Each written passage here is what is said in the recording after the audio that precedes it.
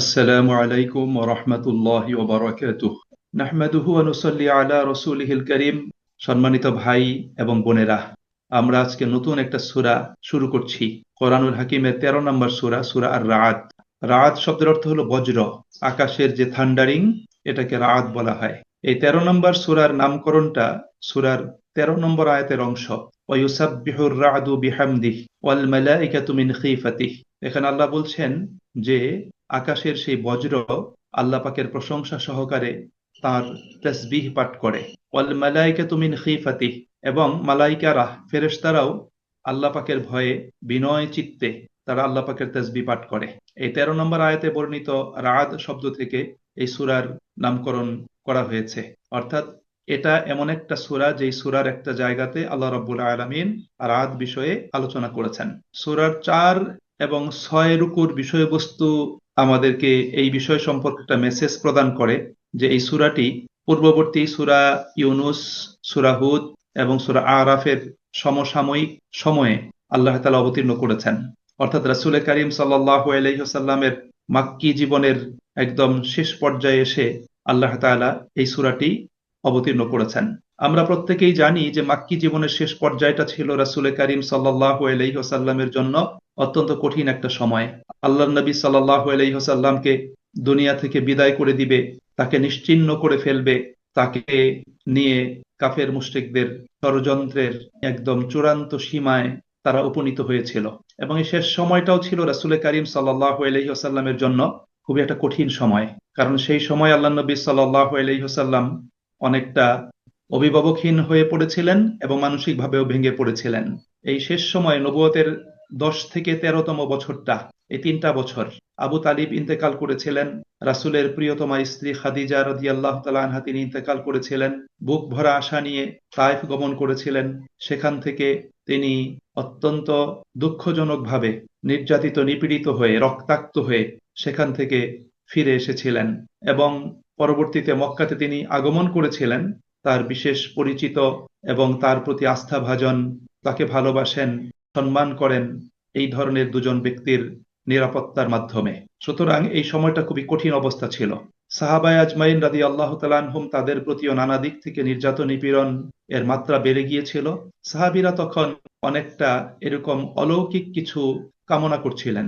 অলৌকিক কামনা হলো যে আল্লাহ সুবহানাহু ওয়া তাআলা যদি আমাদেরকে তিনি অলৌকিকভাবে যদি বিজয় দান করতেন এবং কাফেরদেরকে যদি ধ্বংস করে দিতেন, তাদেরকে যদি ঈমানের পথে নিয়ে আসতেন, তাহলে আমাদের জন্য দ্বীনের পতাকা নিয়ে সামনে অগ্রসর হওয়া এটা সহজ হয়ে যেত।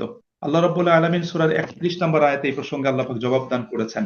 সেখানে আল্লাহ তাআলা বলেছেন যে ওয়ালাউ আন্না কুরআনান সুয়্যিরাত বিহিল জিবাল, কোরআনকে যদি অবতীর্ণ করা হতো এমন অবস্থায় যে যার শক্তিতে পাহাড় চলতে থাকতো, আও কুত্তিআত বিহিল আরদু, অথবা এই জমিন বিদীর্ণ হয়ে যেত, আও কুল্লিমা বিহিল মাউতা, অথবা মৃত ব্যক্তিও তাদের সাথে কথা বলতো, তবু এই হঠকারী ব্যক্তিগুলো তারা সঠিক পথে আসতো না। এই প্রসঙ্গে আল্লাহ রাব্বুল আলামিন জবাব দান করেছেন।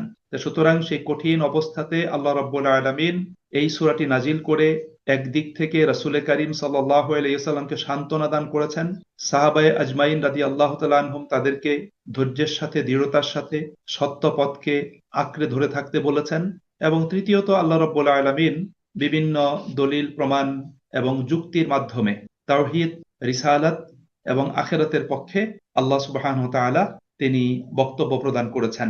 এই সূরার শুরুটাই হলো যে রাসূল করিম সাল্লাল্লাহু আলাইহি ওয়াসাল্লামকে আল্লাহ রাব্বুল আলামিন সম্বোধন করে বক্তব্য প্রদান করেছেন। রাসূলকে সম্বোধন করে বক্তব্য প্রদান করে আল্লাহ তাআলা বলছেন যে মুহাম্মদ সাল্লাল্লাহু আলাইহি ওয়াসাল্লাম যা কিছু উপস্থাপন করছেন, প্রদর্শন করছেন সেটাই সত্য, আর লোকেরা যারা মেনে নিচ্ছে না তারাই ভুল পথে আছে। এই বক্তব্যটাই হলো সূরার কেন্দ্রীয় আলোচ্য বিষয়। এই প্রসঙ্গে আল্লাহ রাব্বুল আলামিন বারবার বিভিন্ন পদ্ধতিতে তাওহীদ, রিসালাত এবং আখিরাতের সত্যতা প্রমাণের জন্য তিনি বক্তব্য উপস্থাপন করেছেন। এরপর আল্লাহ রাব্বুল আলামিন এই সূরাতে তিনি বলেছেন যে কুফরি যারা করে, সত্য পথ থেকে যারা দূরে থাকে, এটা তাদের নির্বুদ্ধিতা এবং মূর্খতা ছাড়া অন্য কিছু নয়। তাদের চরম নির্বুদ্ধিতা এবং মূর্খতার কারণে তারা আল্লাহ প্রদত্ত এবং রাসূল করিম সাল্লাল্লাহু আলাইহি ওয়াসাল্লাম প্রদর্শিত এই সত্য পথ থেকে তারা দূরে অবস্থান করছে। আল্লাহ রাব্বুল আলামিন এই প্রসঙ্গটা এখানে উপস্থাপন করেছেন। এবং এই সূরার বিভিন্ন আয়াতের মাধ্যমে আল্লাহ সুবহানাহু ওয়া তাআলা রাসূল করিম সাল্লাল্লাহু আলাইহি ওয়াসাল্লাম এবং তার দাওয়াতের ব্যাপারে লোকদের মনে যে ধরনের সন্দেহ সংশয় সৃষ্টি হয়ে গিয়েছিল, অথবা বিরোধীদের পক্ষ থেকে যে সমস্ত সন্দেহ সংশয়গুলো সৃষ্টি করা হয়েছিল, আল্লাহ রাব্বুল আলামিন সেগুলো দূর করার জন্য চেষ্টা করেছেন। এ প্রসঙ্গে মুমিনরা কয়েক বছর কষ্ট এবং সংগ্রামের পরে অনেকটা ক্লান্ত হয়ে গিয়েছিলেন এবং অস্থির চিত্তে তারা আল্লাহ রাব্বুল আলামিনের সাহায্যের প্রতীক্ষা করছিলেন। তাই আল্লাহ রাব্বুল আলামিন তাদেরকে সান্ত্বনা দান করেছেন। এই সূরাটি হলো 43 আয়াত সম্বলিত সূরা। 6টি রুকুতে সূরাকে ভাগ করা হয়েছে। ইনশাআল্লাহ এখান থেকে আমরা আল্লাহ রাব্বুল আলামিনের প্রদত্ত সেই বক্তব্যগুলো নিজেরা সহজ ভাষায় আমরা বুঝে নেওয়ার চেষ্টা করব ইনশাআল্লাহ। সম্মানিত ভাই এবং বোনেরা, কোরআন একটা সহজ কিতাব। আল্লাহ রাব্বুল আলামিন এই কথাটি সূরা কামারে যেমন 4 বার বলেছেন, অন্যান্য আরো কয়েকটা জায়গাতে আল্লাহ রাব্বুল আলামিন কোরআনকে সহজ কিতাব হিসাবে আল্লাহ পাক উপস্থাপন করেছেন। আমাদের জীবনের জন্য কোরআনের যে বিষয়গুলো প্রয়োজন, এ প্রত্যেকটি বিষয় সহজ। এখানে কোনো এত বেশি ব্যাখ্যারও কোনো প্রয়োজন নেই। আর যে জিনিসগুলো আমাদের জীবনের জন্য খুবই নিকটতম সময়ে প্রয়োজন নেই, সেই বিষয়গুলোর একটু ব্যাখ্যা বিশ্লেষণ দরকার। তাই আল্লাহ রাব্বুল আলামিনের এই কথাগুলো অত্যন্ত সহজ, অত্যন্ত সাবলীল, যা আমরা শুধু অনুবাদ করলেও তার 80 ভাগ বা তার চেয়ে বেশি অংশ আমরা বুঝে ফেলবো। আল্লাহ আমাদের সকলকে তৌফিক দান করুন, আল্লাহ আমাদেরকে কবুল করুন। ওয়া আখিরু দাওয়ানা আনিল হামদুলিল্লাহি রাব্বিল আলামিন।